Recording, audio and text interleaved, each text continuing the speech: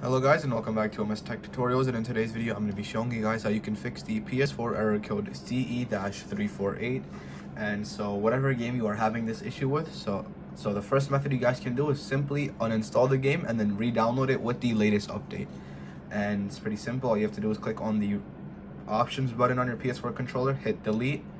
Now once the game is deleted, you can go into your library. You're going to go into library. You can go to applications or purchase, and then you can just find the game wherever you purchased it. And yeah, so then you can just simply download it from there. Okay, so the second method you guys can do is go to settings, go to system software update, and you're gonna make sure to see if the system software update is like the latest version. If it isn't, just simply install. And the third method you guys can do is simply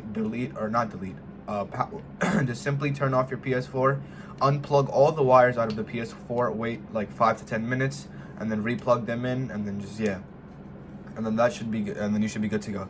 So yeah, that is it for the video. That is how you fix the CE-348 error code. And yeah, so that is it for the video. Thank you guys for watching. Make sure to give the video a thumbs up, subscribe to my channel, and have a nice day.